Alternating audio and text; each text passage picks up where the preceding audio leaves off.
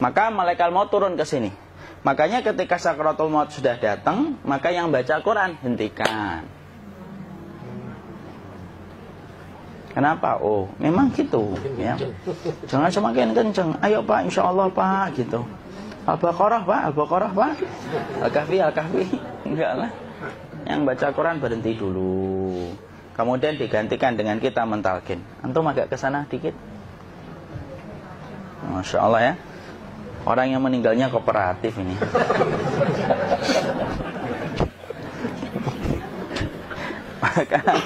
maka agak kesini ya. Maka disunahkan kita untuk mentalkinnya.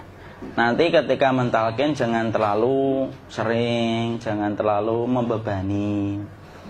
Jangan terlalu sering itu la ilaha illallah, la ilaha illallah. Tidak gitulah.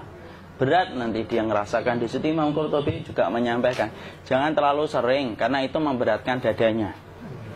Jadi ketika mentalkin, saya sampaikan, boleh diganti atau enggak Ustaz? Enggaklah, talkin itu ibadah. Ibadah itu tauqifiyah. Tauqifiyah itu enggak usah diganti. Karena Rasulullah mengatakan, lakinu ala mautakum la ilaha illallah. Talkin orang yang meninggal di antara kalian dengan la ilaha illallah. Enggak usah diganti Allah Ustaz yang lebih singkat, lebih pendek. Tidak usah.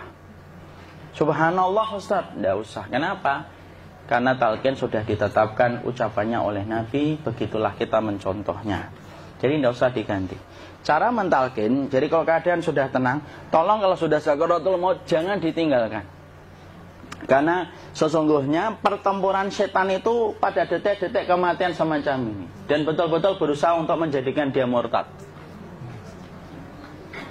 Nanti makanya di situ di buku nanti dibahas kan, pertempuran setan itu sampai detik-detik orang mau mati itu sudah ayo kufur, murtad aja tuh, kamu sakit kan? Nah, itu kayak gitu. Makanya jangan ditinggal. Capek gitu kok nggak meninggal gitu ya. Udah gantian mas. Dan jangan kemudian meninggalkannya. Mangkat dulu gitu. Ndaklah, janganlah. Terus ditampingi terus. Kalau bisa ya sudahlah, berikan waktunya kita untuk sementara waktu itu betul-betul berkhidmah kepada orang yang kita cintai terakhir kalinya.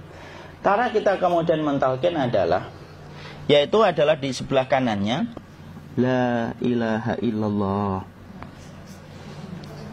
Biarkan dia mencerna dulu, tidak usah buru-buru kemudian kita langsung nimpali lagi. Dia mencerna dulu sembari kita doakan, peluk, ya Allah dimudahkan gitu.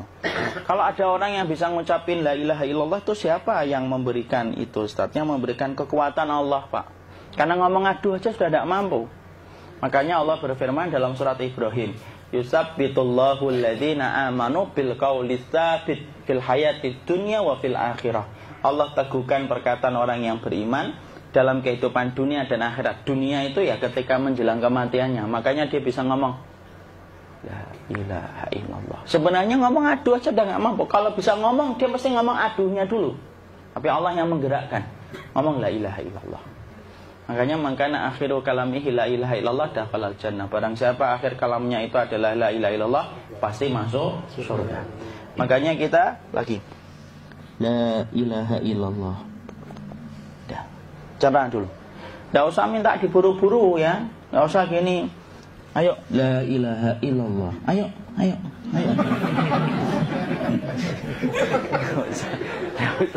Enggak usah gitu. Ya, biarkan dia pelan-pelan gitu. Ayo tapak, ya Allah capek saya Pak. Enggak usah gitu. Dia ucapkan la ilaha illallah. Kemudian dia mencerna. Lalu kalau dia sudah mengatakan, untuk mengatakan la ilaha illallah. Nah, kalau sudah mengatakan la ilaha illallah, berarti sudah. Tidak usah ditalkin lagi, tidak usah.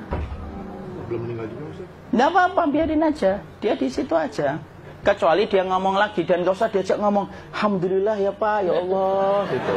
Terus dia jawab alhamdulillah. Itu berarti ucapan terakhirnya alhamdulillah. Atau ketika habis ditalkin la ilaha illallah, dia ngelihat air. Nah, itu berarti ucapan terakhirnya air. Talkin lagi. Nggak usah marah. Aduh Pak minta air. Mau minta air nanti aja dikubur gitu loh. Jangan gitu. Biarin aja. Jangan kemudian setelah la ilaha illallah La ilaha illallah. Terus, ayo tutup, awas ya ngomong lagi ya. Nggak usah gitu juga. Maka kemudian setelah la ilaha illallah sudah, nggak usah diajak ngomong gitu. Terus kemudian nggak usah ada anaknya perempuan, ya Allah Pak, sudah bisa ngomong la ilaha illallah, usah gitu. Cukup dalam hati alhamdulillah gitu. Diam, kita dengerin gitu. Disitulah nanti biasanya detik dia terakhir. Dia nanti ngeliat di sini Pak, prosesnya itu nanti kaki langsung sebagian jempol dingin dia. Kaki, telapak kakinya langsung kalau kita geningkan dingin kayak kaki yang kena AC langsung. Kemudian dia langsung ningkup gini, dikit dia, mulai kaku dia. Atau kalau enggak, gini dia. Langsung kayak jatuh, kayak kepala nanti yang paling terakhir, kepala itu pasti ada gerakannya Pak. Ini meninggal itu.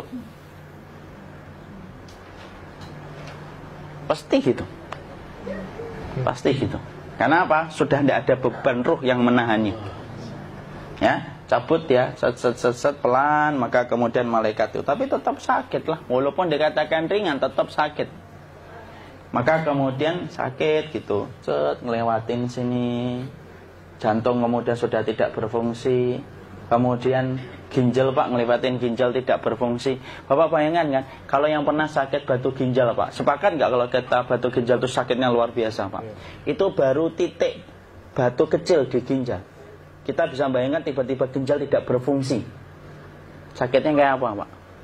Tiba-tiba ginjal nggak berfungsi, pankreas naik, kemudian tek jantung. Jantung ini dia masih hidup dia, di sininya masih hidup walaupun jantungnya sudah berhenti. Naik. Kemudian mata, dia ngelewatin mata.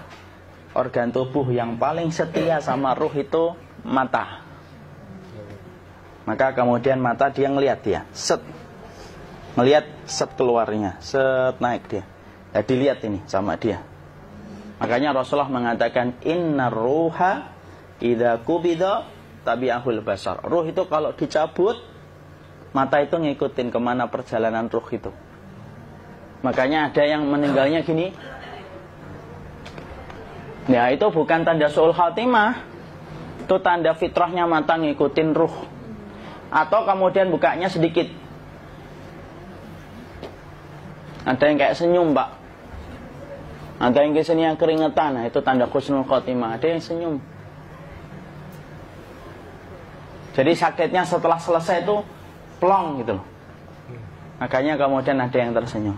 Maka itu tanda. Kalau kita ngelihat orang yang membuka mata kayak gini, tidak usah takut. Cepat-cepat kemudian kita nanti tutup. Biasanya kalau terlalu lama, itulah yang menjadikan ini tidak bisa ditutup. Makanya harus pakai kapas akhirnya. Karena apa? Karena pas meninggal nggak langsung ditutup. Biasanya karena perawat takut, dokternya juga nggak tahu itu, dibiarin itu. Makanya ada beberapa mata yang ditutup pakai tensoplas kan? Sebenarnya kalau langsung bisa nutup dia, fitrahnya nutup mata itu. Jadi kemudian kita baca Allahumma firlahu warhamhu wa'afihi wa'fu'anhu atau bismillah wassalatu wassalamu ala rasulillah, tutup. Bismillah. Tidak usah takut. Kecuali buka lagi ya, ini baru kita kabur bareng.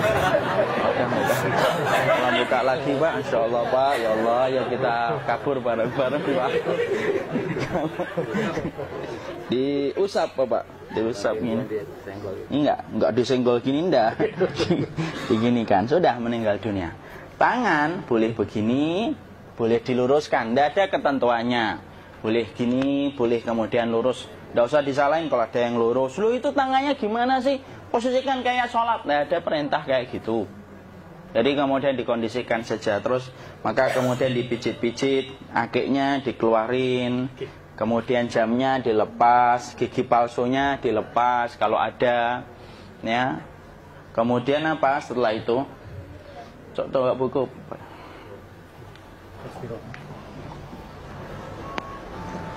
Kemudian kalau bisa awal-awal kemudian taruh buku atau sesuatu yang agak berat di perutnya ketika baru meninggal dunia. Kenapa kemudian ditaruh kayak gini? Bukan apa-apa, supaya membantu sisa-sisa pencernaan dia untuk keluar. Nanti Pak, biasanya kalau kita taruh agak yang berat gini atau kemudian kita gini-gini kan, ini udah makan belum Maki? Udah makan belum makan kok udah gede ya? Maka pencet-pencet kayak gini biasanya nanti ketika dimandikan, nah pas dimandikan diginikan saja. Aduh. Nah ini dia sudah keluar di belakang, dia gini. Terus nanti keluar dia. Nah ini keluar langsung di belakangnya. Dan memperlakukan orang kalau sudah meninggal dunia itu yang lembut gitu. Kenapa? Inna kasra admil mayyiti kakasri admil hayyi. Mematahkan tulangnya ketika orang sudah meninggal dunia itu lebih dia rasakan sakit ketika mati daripada ketika masih hidup. Tuh Islam itu sampai sama orang mukmin itu kalau sudah meninggal aja sampai selembut itu. Kok hidup kasar itu kebangetan dia jadi orang itu. Mau sampai orang mati itu kemudian disuruh yang lembut. Kalau ada aib disuruh nutup, tidak boleh diceritain. Misalkan di belakangnya beliau ini ada tompel, gagah-gagah tompelnya gede gitu. Tidak boleh cerita, Masya Allah loh. Sampai segitunya sunnah itu ngajarin kita untuk nutup aib. Kalau ada orang belajar sunnah sukanya buka aib, nyari-nyari kesalahan orang. Sunnah yang mana dia pelajari itu saya bingung. Makanya kemudian gini, setelah selesai maka kemudian tutup dengan kain. Maaf ya, ya. Ya. Nanti kalau nggak kuat napas ngomong ya. Maka ditutup kayak gini, ditempatkan kemudian jangan di tanah tapi di atas dipan. Karena apa? Syekh Abu Malik Kamal Said Salim dalam Sahih Fikih Sunnah menyampaikan supaya tidak cepat busuk. Dia taruh di atas. Kemudian ditutup pakai kain apa saja. Ya, sembari nanti kita mempersiapkan tempat mandinya, tempat kafannya dan yang lain sebagainya. Maka kemudian kalau ada yang datang boleh dibuka. Kemudian kita mencium ininya apa? Kemudian keningnya. Kemudian kita berdoa, nutup lagi kayak Rasulullah ditutup, kemudian yang datang terakhir itu salah satunya Abu Bakar.